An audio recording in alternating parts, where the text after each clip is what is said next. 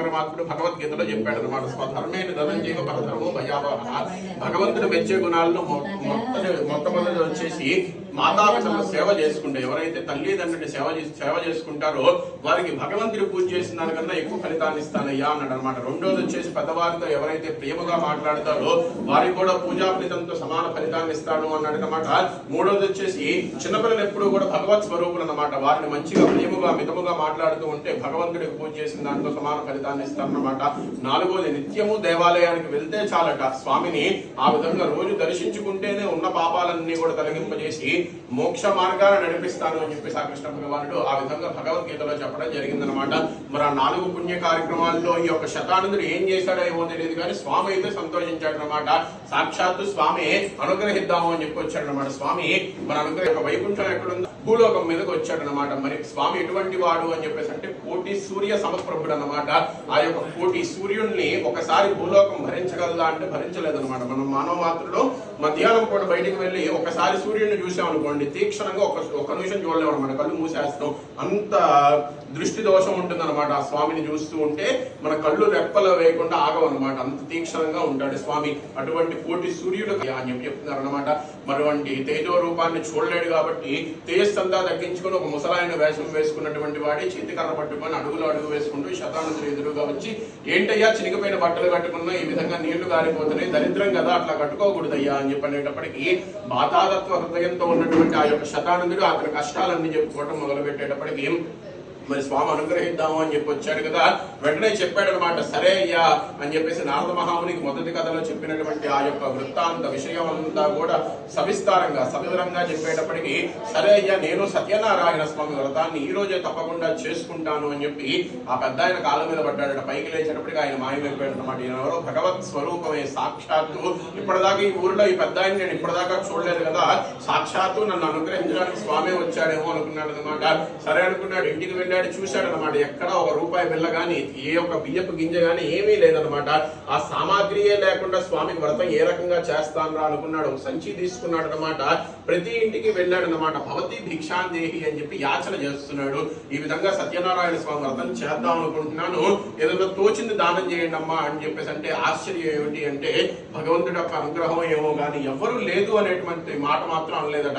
ఎవరికి తోచింది వారు ఆ యొక్క సంచిలో పోయటం మొదలు పెట్టారనమాట.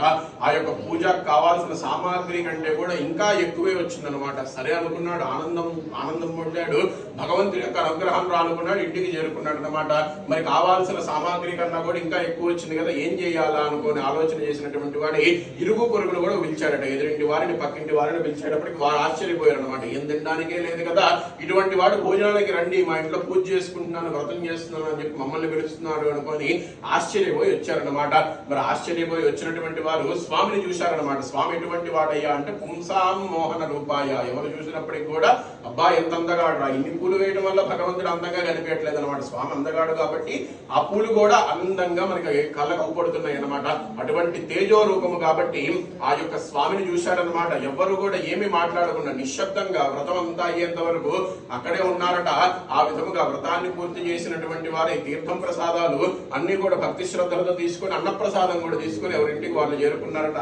ఆ యొక్క స్వామి వ్రతం చేసినటువంటి ఫలితము, అదే విధంగా అన్నదానం చేసినటువంటి ఫలితము కూడా ఆ యొక్క శతానందుని యొక్క ఖాతాలో పడ్డాయి అనమాట.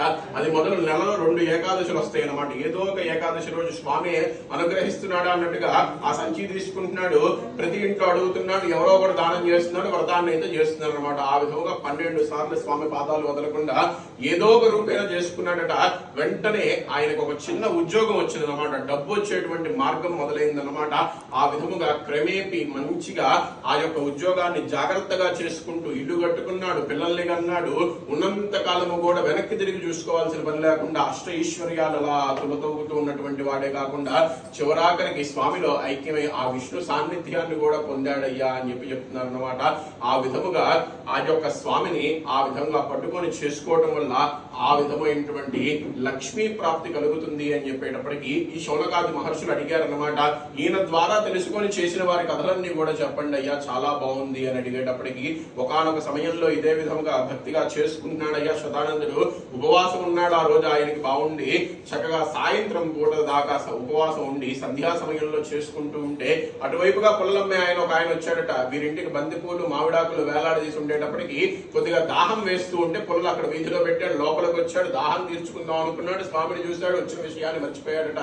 శతానందుడు వ్రతాన్ని పూర్తి చేసుకుని తీర్థం ప్రసాదం ఇద్దాం అనుకుని అటువైపుగా వెళ్తూ ఉంటే శతానందుని ప్రశ్నించాడట. ఓ శతానందుడా, నువ్వా అయ్యా ఇదివరకు చినిగిపోయిన బట్టలు కట్టుకుని ఈ ఊరిలోనే తిరుగుతూ ఉండేవాడు కదా, ఇప్పుడు ఇంత పెద్ద ఇల్లు కట్టుకున్నావా, ఏదో వ్రతం చేస్తున్నావు, ఎవరయ్యా ఆ స్వామి అని అడిగేటప్పటికి ఇదివరకు నిజమేనయ్యా, చాలా కష్టాలు పడేవాడిని, ఈ స్వామిని నమ్ముకున్నప్పటి నుంచి కూడా ఆ యొక్క సత్యదేవుడు సన్మార్గంలో నన్ను నడిపిస్తున్నాడు అని చెప్పేసి అనేటప్పటికి నేను బాగా కష్టాల్లో ఉన్నానయ్యా, ఏం వ్రతం ఏమిటి అని చెప్పి అడిగేటప్పటికి మొత్తం వివరం చెప్పాడట. ఎంతో ఆనందం పడ్డాడు. ఆ పొలలు అమ్ముకునే ఆయన కూడా చక్కగా స్వామి దగ్గరికి వెళ్ళాడు, నమస్కారం చేసుకున్నాడు. రేపు ఉదయం